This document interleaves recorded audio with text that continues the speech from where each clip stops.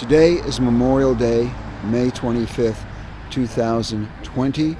We are at the Mamaroneck High School in the Richard M. Kemper Memorial Park to celebrate Memorial Day.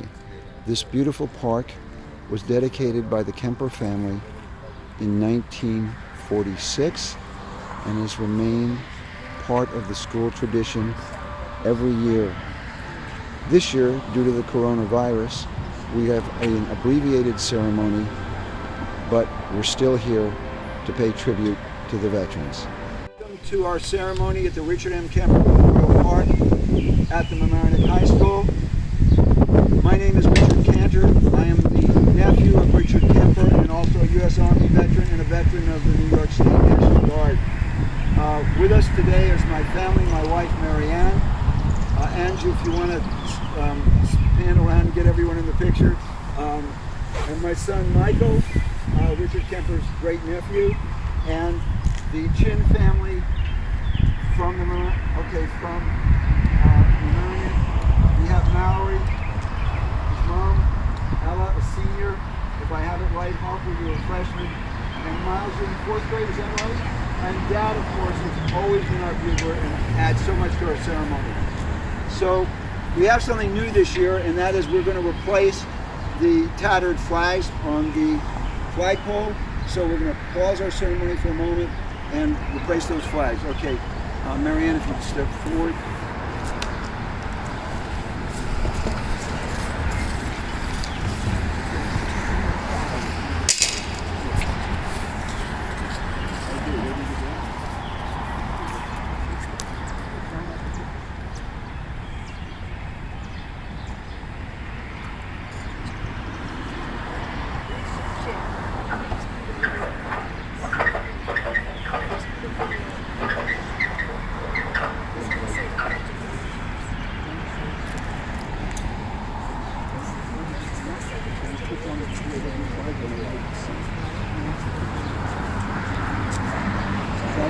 So that's the last one.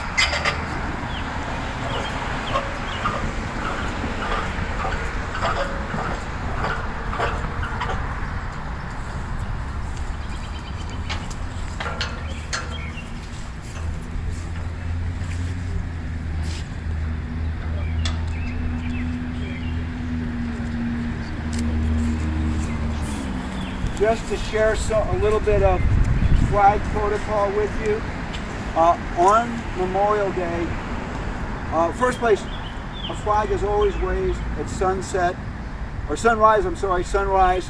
and it's raised to the top of the pole first, and then it's lowered to half-mast. Whenever you are flying a flag at half-mast, it always gets raised briskly to the top and then slowly lowered to half-mast. Only on Memorial Day, there's a second part of the tradition, is which we raise the flag and then lower it to half-mast until noon to honor the fallen veterans. And then at noontime, we raise it to full mast to honor those who are serving today. So a little bit of tidbit of flag protocol. And by the way, not only is tradition, it's actually written into the U.S. Code by Congress. All the way through the flag. All right, so We'll start with the rest of our ceremony. I need my clipboard. You may need to speak up a little bit. Thank you. Okay, thank you. All right.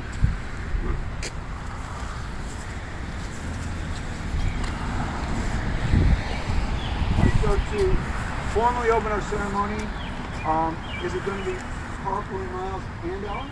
Are you going to lead us in the Pledge of Allegiance? Okay, thank you.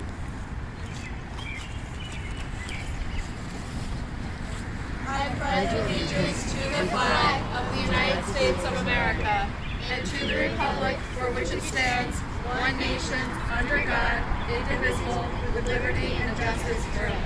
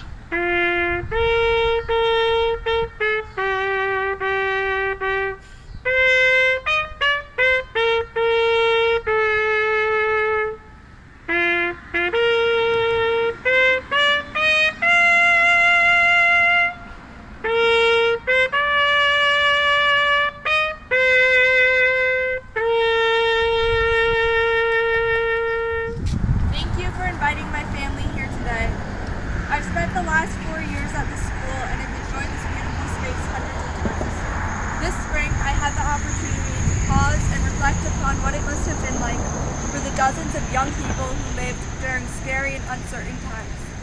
Friends and family have reached out to me expressing their condolences that I will miss out on prom and graduation this year. But being here today reminds me of how much more I could be missing out on. Dozens of men and one woman, whose names are remembered at this memorial, gave up so much more than prom and graduation as they served their country during World War II.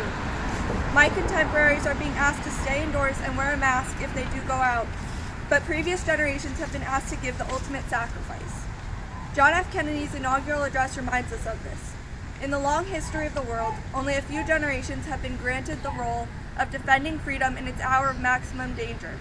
I do not believe that any of us would exchange places with any other people or any other generation. The energy, the faith, the devotion which we bring to this endeavor will light our country and all who serve it, and the glow from that fire can truly light the world. Despite being born in the wake of 9/11 and currently having to navigate the challenges posed by the coronavirus outbreak, my generation has been extremely privileged. Lieutenant Richard Kemper's generation was not as fortunate. During challenging times such as these, it is important to put our struggles into perspective. We are truly blessed to be able to be here together today to honor the brave men and women who defend our country. Thank you so much.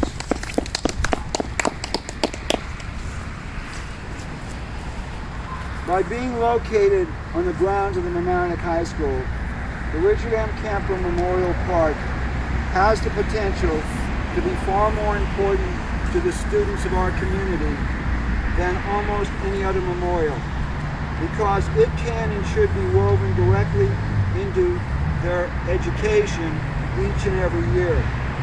That was the purpose Adolph Kemper had for creating the memorial right next to the school. On Memorial Day, the veterans whose names are inscribed on this monument serve as surrogates for veterans who have all the veterans who have ever fought to defend our nation and the freedoms we enjoy. Today, we pay homage to all of them. From a visceral standpoint, it can be very poignant for students to recognize that former students who once occupied the same classrooms as they do left this school to win the greatest victory in the annals of human endeavor. They sacrificed their lives to save our country and our allies from the most brutal tyranny the world had ever known. Young Americans, not much older than high school students, taught us that ordinary people could summon remarkable courage and through tremendous sacrifice could accomplish things thought to be unattainable. Today we are in the midst of a worldwide pandemic, which in a different way has placed enormous burdens on a limited number of our citizens. Doctors, nurses, and other medical personnel, first responders, and laborers in all sorts of essential trades, from food preparers to sanitation workers to delivery people and so on, have placed their lives in jeopardy in order to protect the rest of us. Once again, so many of our fellow Americans have shown remarkable courage and self-sacrifice. We owe them every bit of support we can muster, from self-quarantine where necessary to social distancing and wearing masks in public. To those who perished fighting COVID-19, we owe our utmost gratitude, and to their families our deepest sympathy. To our veterans, we owe this and so much more. They and their fallen comrades sacrificed their lives to save our freedoms and preserve our way of life.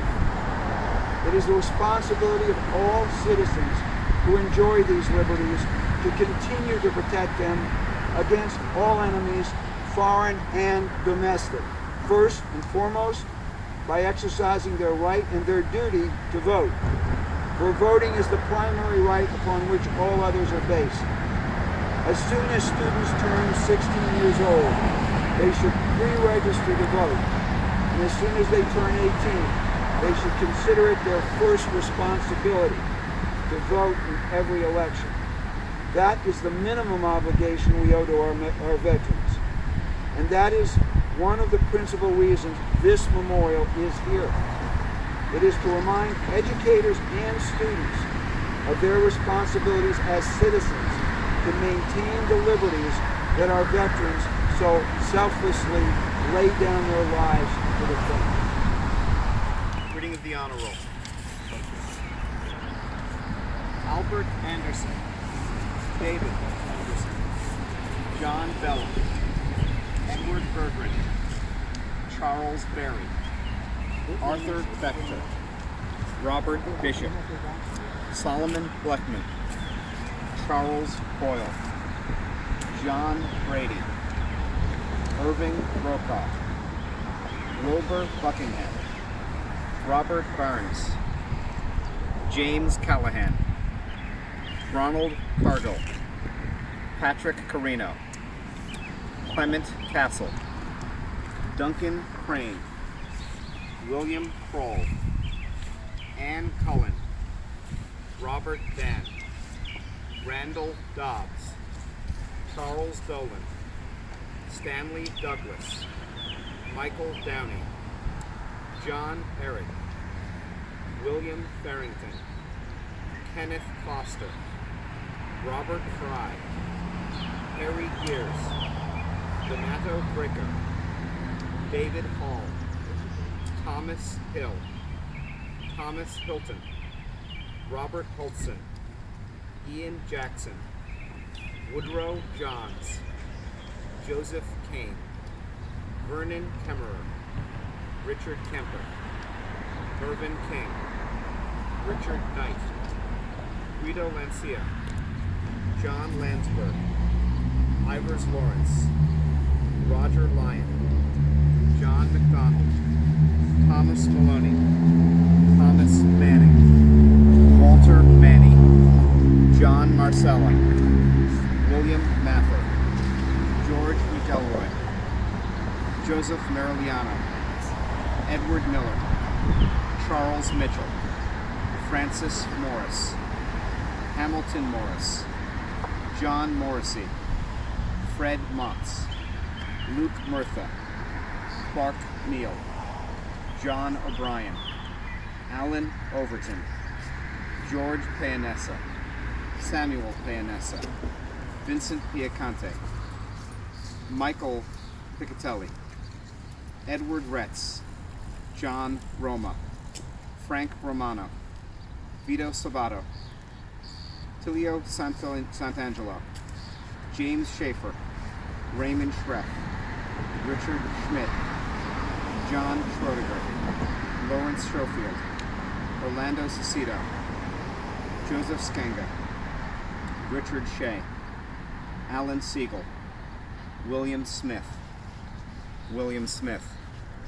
Nicholas Spano, William Steinhauser, Vincent Stouter, Robert Stratman, Thomas Sullivan, William Field, John Thompson, Wilbur Tompkins, Andrew Tuck, Richard Twombly, Carlo Vitro, Peter Von Fritz, George Walker, Kenneth Whiting, Lawrence Wallenberg, Robert Zimmerman. Michael? Yes. Take this and save this for your uncle as the first one. Okay, now, before playing taps, we're going to ask the Chin family to place one of these keys, and we'll ask the Kemper family to place the other reed, and then we'll have playing of taps to conclude our ceremony. Maria?